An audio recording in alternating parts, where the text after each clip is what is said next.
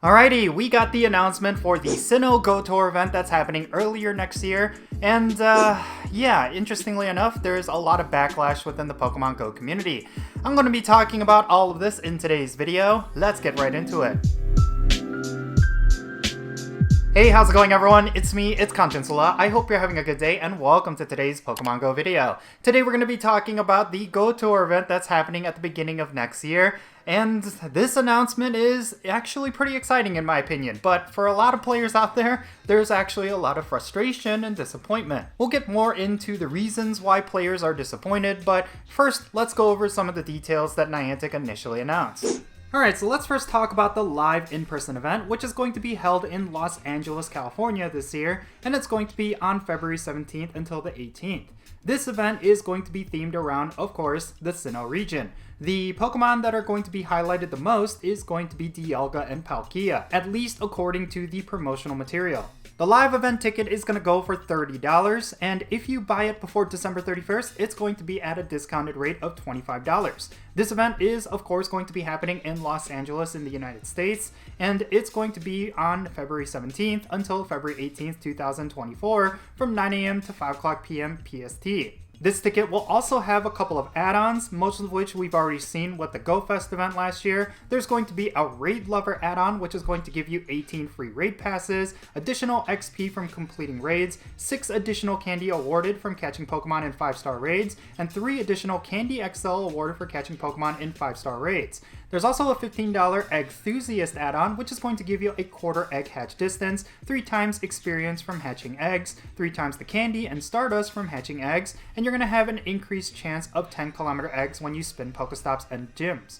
And then of course for $20, you can do a citywide gameplay add-on, which is going to allow you to enjoy basically an additional day. You're going to have access to a lot of the same rewards and benefits of the in-person event, but you're going to basically get a second day, and you're going to be able to do this anywhere in the city of Los Angeles. Alright, so now let's talk about the gameplay features of the in-person event.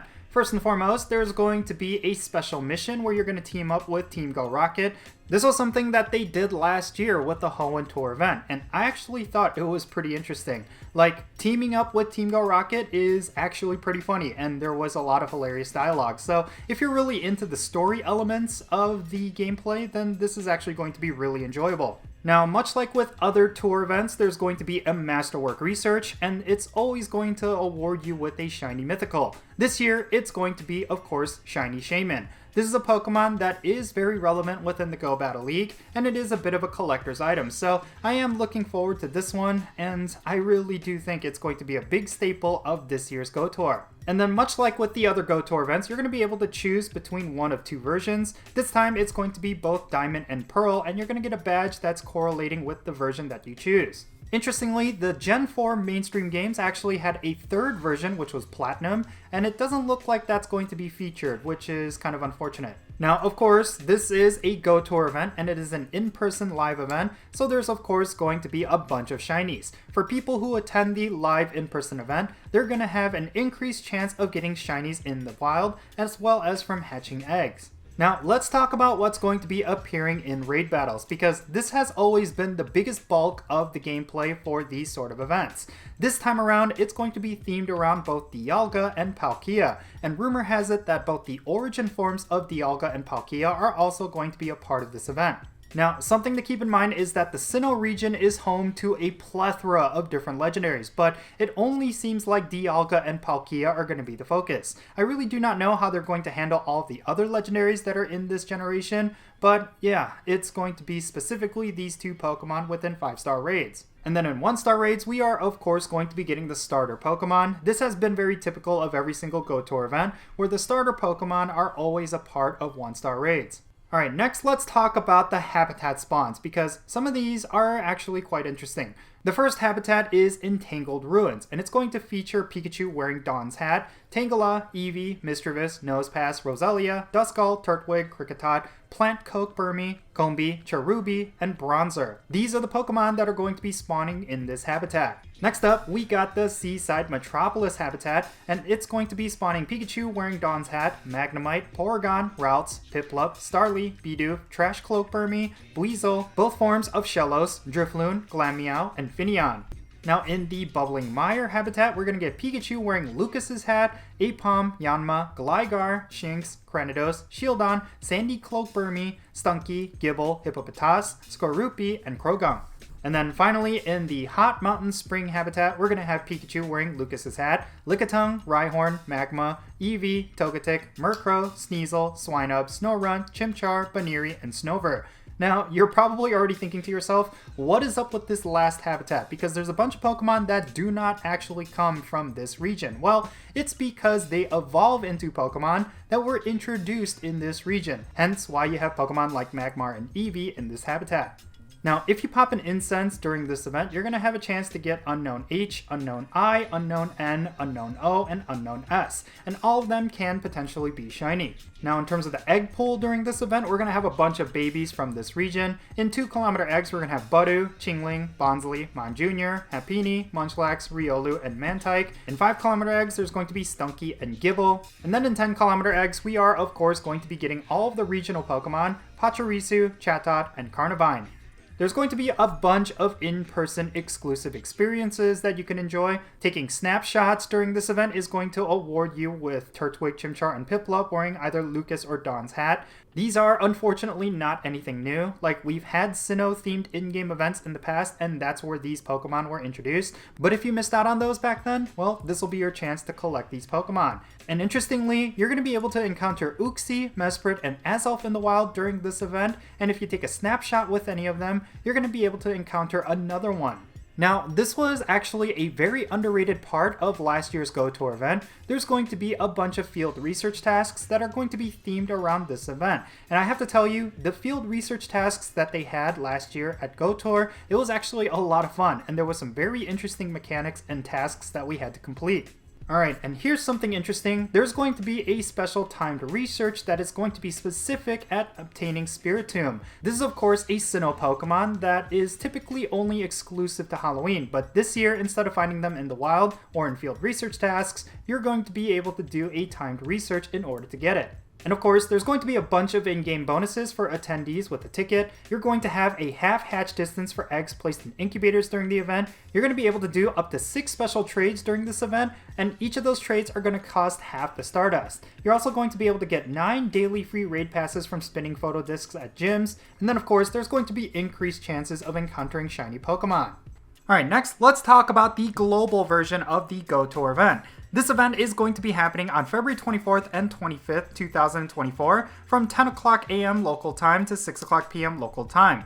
This event is global, which means you do not have to be in any specific city. You can enjoy this event from anywhere in the world.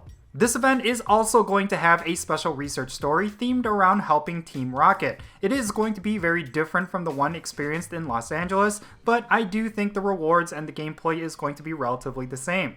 Now, just like the Los Angeles event, there's going to be a Masterwork special research for anyone who purchases a ticket, and it's going to award you with Shiny Shaman. And also, like the Los Angeles event, you're going to be able to choose between either versions of Diamond or Pearl. Now, in terms of raid battles, it's also going to be very similar to Los Angeles, only with a key difference. 5-star raids is going to still feature Dialga and Palkia. In 3-star raids, we're going to have the evolved form of the starters, Torterra, Infernape, and Empoleon. And then in 1-star raids, we are, of course, getting the basic forms of the 3 starters. Now, let's go over the different habitat spawns, because this is where things get shaken up just a little bit from the Los Angeles event. In the first habitat, which is going to be called the Bustling Boardwalk, we're going to have Pikachu wearing Lucas's hat, Pikachu wearing Dawn's hat, Magnemite, Porygon, Routes, Piplup, Starly, Bidoof, Trash Cloak, Burmy, Buizel, both forms of Shellos, Drifloon, Glameow, and Finneon. In the next habitat, which is going to be called Ancient Grove, we're going to have Tangela, Eevee, Mischievous, Nosepass, Roselia, Turtwig, Kricketot, Plant Cloak Burmy, Combee, Cherubi, and Bronzer. In the next habitat, which is going to be called Toxic Digs, we're going to have Pikachu wearing Lucas's hat, Pikachu wearing Dawn's hat, Apom, Yanma, Gligar, Duskull, Shinx, Cranidos, Shieldon, Sandy Cloak Burmy, Stunky, Gibble, Hippopotas, Skorupi, and Krogunk. And then in the final habitat, which is going to be called Geothermal Lagoon, we're going to have Lickitung, Rhyhorn, Magmar, Eevee, Togetic, Murkrow, Swinub, Snorunt, Chimchar, Baniri, and Snover. The incense encounters are also going to be similar to Los Angeles. You're going to be able to encounter Unknown H, Unknown I, Unknown N, Unknown O, and Unknown S, and all of them can potentially be shiny. The egg pool is also going to be very similar. In 2km eggs, you're going to have Budew, Chingling, Bonsly, Mime Jr., Happiny, Munchlax, Riolu, and Mantike. In 5km eggs, we're going to have Stunky and Gibble. And then in 10km eggs, we're going to have the regional Pokemon, Pachirisu, Chatot, and Carnivine. Now, we're not going to get as many in-game bonuses during the global event compared to Los Angeles. Regardless if you purchase a ticket, you're going to be able to enjoy a half-hatch distance for eggs placed in incubators during the event, up to 6 special trades, and a 50% Stardust cost reduction for any trades during this event. Alright, so why are players unhappy about this? Well, it comes down to 3 specific Pokemon: Arceus, Manaphy, and Phione. Now, these 3 are mythical and legendary Pokemon that were not released yet into Pokemon Go. So a lot of players assume that for the Sinnoh Tour event, these Pokemon would make their way into the game before the Go Tour event, or they would be a part of the Go Tour event. But as of right now, it looks like these 3 specific Pokemon are going to be absent from this event, and that's a real shame because I think a lot of players were looking forward to Arceus in particular. This also breaks tradition for how Niantic has been handling the Go Tour events. Typically with Go Tour, it is tied to a specific generation of Pokemon, and you are able to catch every single one of the Pokemon from that region. This is kind of like both a catch-up event as well as a special way to do in live events, and I think it was kind of like a really tough situation for Niantic that they were trying to hold this event while all the Pokemon haven't been released yet. Now, there's no telling that both Arceus and Manaphy could make their way into Pokemon Go before this event, but I still do not think they're going to be a part of this event because they were not part of the initial announcement.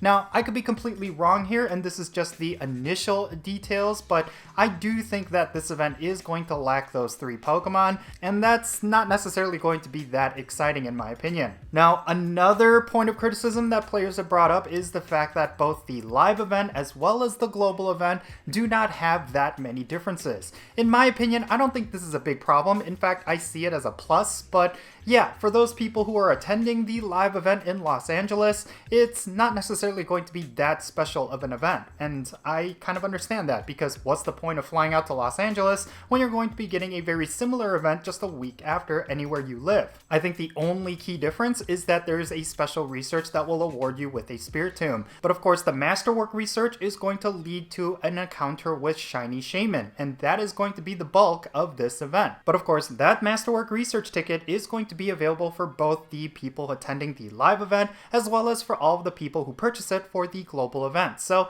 you're not really missing out on too much from a gameplay point of view when it comes to the live event. But I could be wrong here. When it came to the Go Tour event last year, the live event was extremely different compared to the global event, and there was a lot of bonuses and in-game perks that players got to enjoy for attending the Las Vegas event. And on top of that, it is a major event where you could meet your favorite content creators and people in the community, but yeah, other than that, I really do not see the appeal from a gameplay point of view of buying the in-person ticket and flying all the way out to Los Angeles. And speaking of Los Angeles, the venue where this event is taking place, which is of course the Rose Bowl, is notorious for having the worst cell signal in the city. So unless Niantic has a lot of cell towers within this place, I do not think this is going to be a solid event from a technical standpoint.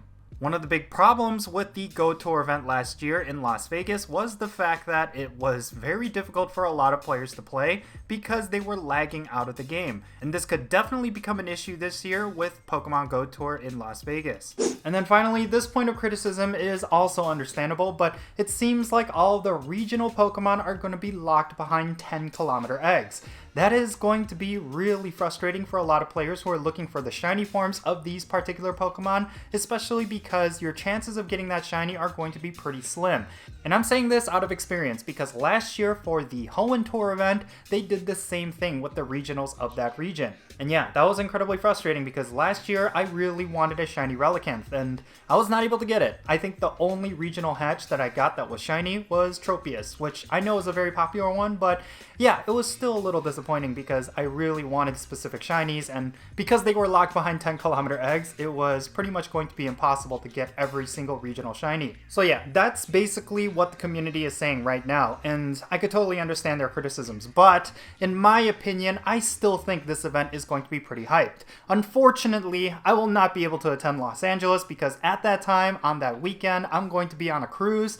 And yeah, I think at that point I would rather spend time with my family than go to Los Angeles to play Pokemon Go. Especially because it seems like I'm going to be getting a similar experience for the global event, so I might as well just wait for the global event to enjoy the Go Tour festivities. I do like the fact that the global tour is free and the ticket is an optional purchase. Like, you will not miss out on any of the festivities of the Go Tour event if you do not purchase a ticket. That has actually been a big plus ever since they implemented that last year with Go Tour, and yeah, call for what it's worth. I do like the fact that you can still get yourself a Go Tour experience without having to spend any money. But yeah, that's going to be it for this video. Let me know your thoughts regarding the Go Tour event announcement down below in the comments. Are you excited for this event? Is there anything in particular within the event that you're looking forward to? Are you going to be attending the Las Vegas event, or actually Los Angeles? Wow, I'm going to be making that mistake quite a lot. But yeah, are you attending the Los Angeles event? Let me know down below and let's have a great discussion. And thank you so much for making it to this point in the video. If you ended up enjoying it, make sure you hit that thumbs up button and subscribe if it's your first time here.